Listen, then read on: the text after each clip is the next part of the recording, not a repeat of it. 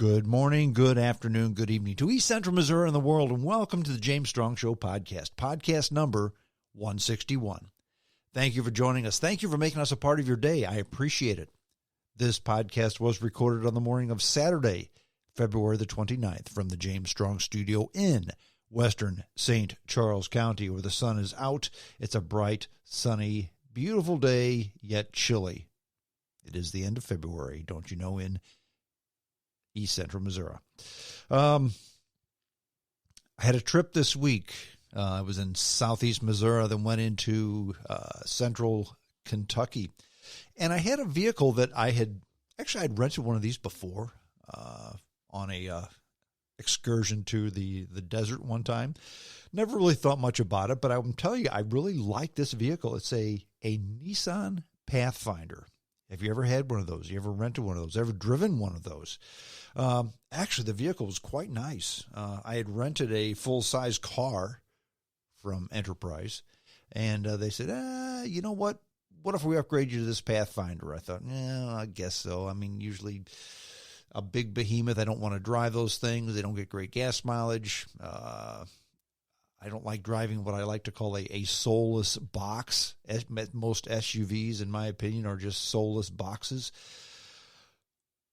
But maybe they're getting better. Maybe I'm changing my opinion. Maybe I'm getting soft in my old age, but that car was roomy. It was comfortable.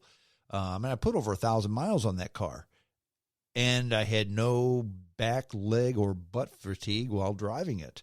It was really, really quite wonderful. In fact, the only thing I didn't like about it is, and I don't know why they don't do this, but that car had heated seats. It had heated steering wheel. It had all the radar all around, so you could see behind you, in front of you, like the view from the top, the interactive control with the cruise control, all the bells and whistles. But it didn't have Apple CarPlay.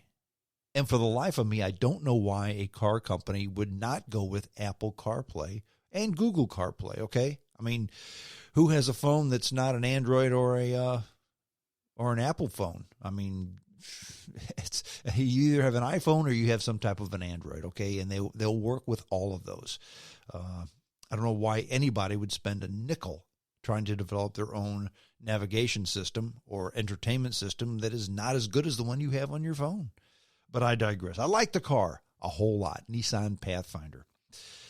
I did want to make one suggestion, however, to a gentleman, and I use that term very loosely, who was driving on northbound 170 late Friday afternoon. Traffic was fairly heavy. It was the beginning of rush hour, and I was coming up in the right-hand lane on northbound 170. He was getting off and was trying to get onto the highway. Well, there was a guy in the lane to the left of me, so I couldn't do anything. I maintained my speed.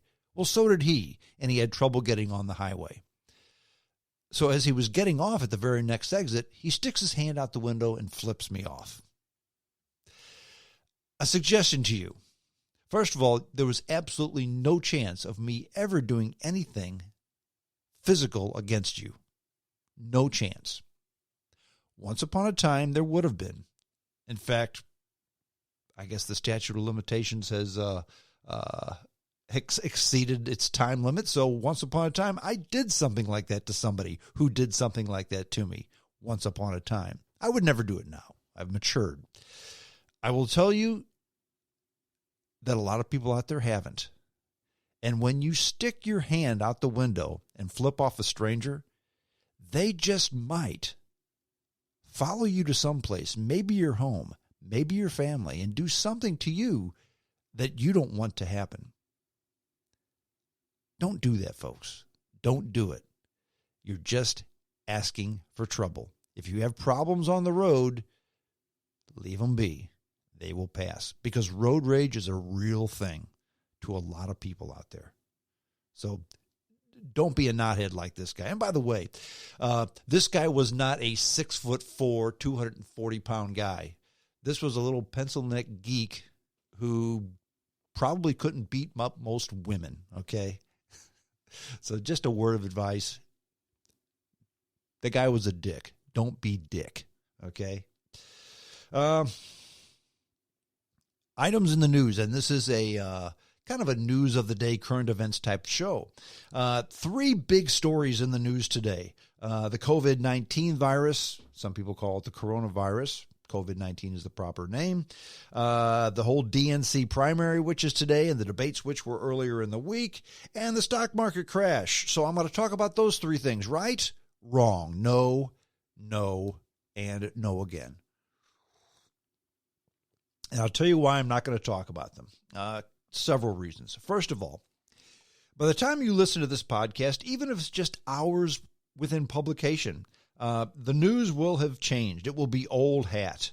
You want to hear the current news? Turn on the radio right now. Turn on the television right now. Read a news feed right now. That's the most current news that you're going to get for the COVID-19 virus, the DNC election, and the stock market crash. Okay. And by the way, much of that news that you're going to get is just opinion. It's not news. But if that's what you want to do, go ahead. I'm not going to do it because I really don't care too much about any of those because there's nothing I can do to report on them. And you can find that news out other places. The COVID-19 virus, I will touch on all 3 of these briefly, though, however. The COVID-19 virus is overhyped. Do I think it's a big deal? It is. It is. Because in many parts of the world, this thing is killing people.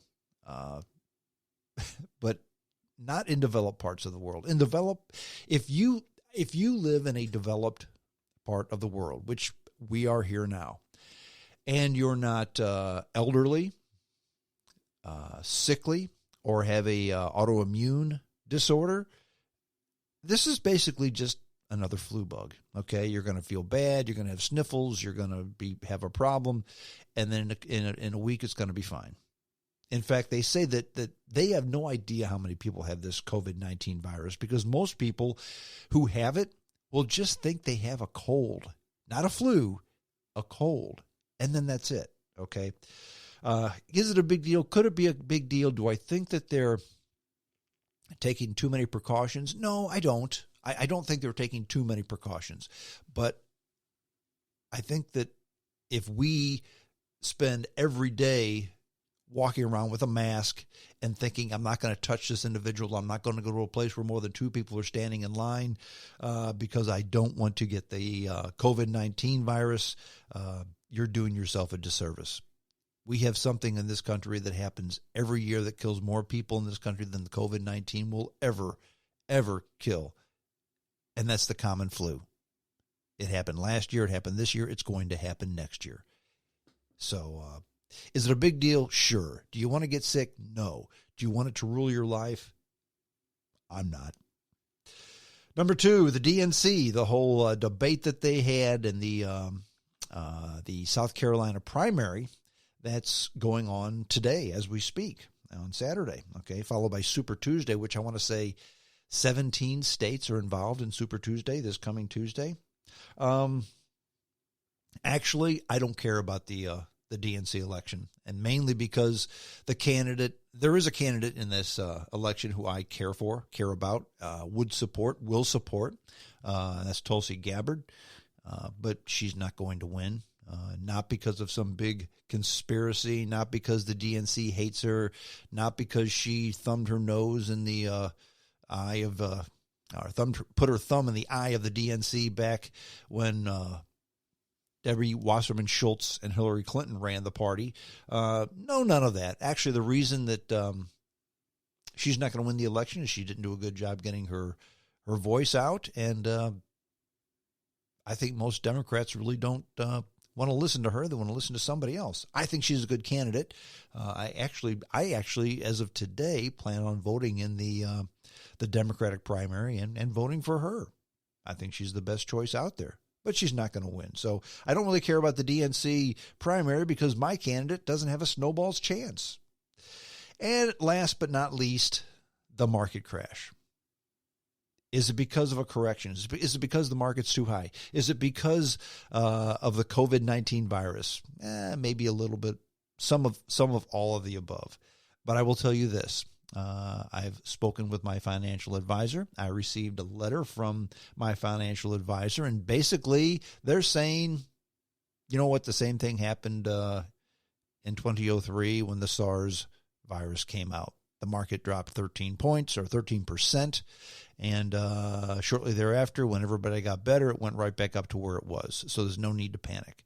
And by the way, the strategy I've been told to take is if this thing continues to drop for another few days, wonderful. Time to buy.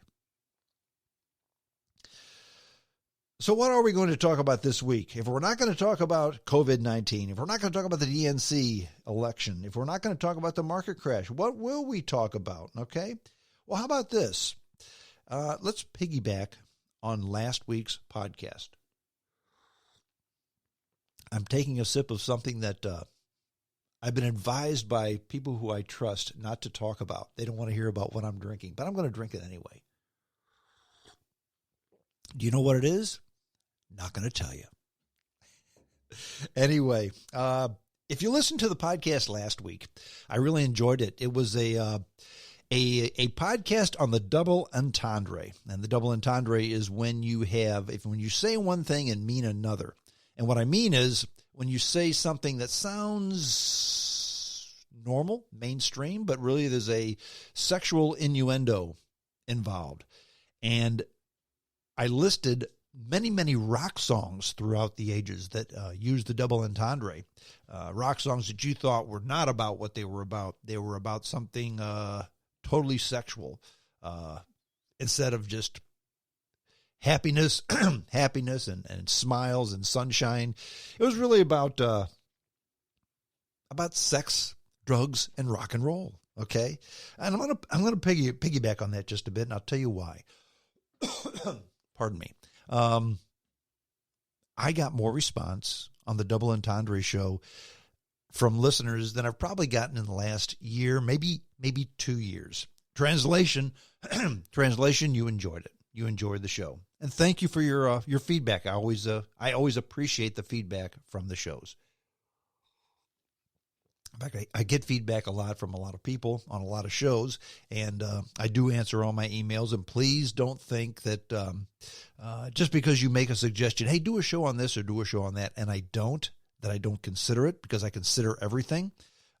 Sometimes I won't do a show on a topic because, quite frankly, I don't know enough about the topic. And if I'm going to talk about something for between 30 and 60 or 90 minutes, it's probably good that I know something about it. Now, could I go out and learn it? Yeah. But to be quite honest, there's only so many hours in a day. And if I'm going to spend 12 hours learning about something, so I talk about it for a half an hour, and it really doesn't, I'm probably not going to do something like that.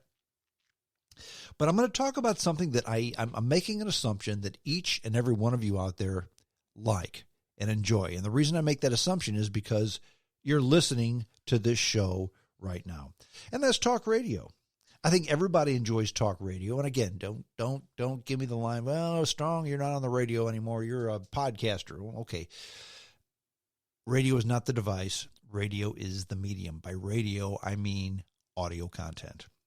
And everybody listening to this show, I assume, enjoys talk radio because you are spending time listening to this dopey show, okay? So you must enjoy it.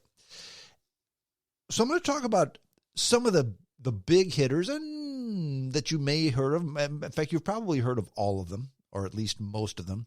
But these are the big guys in talk radio, and the people who are on the air, who are still on the air, some of them not on the air, some of them not even with us anymore.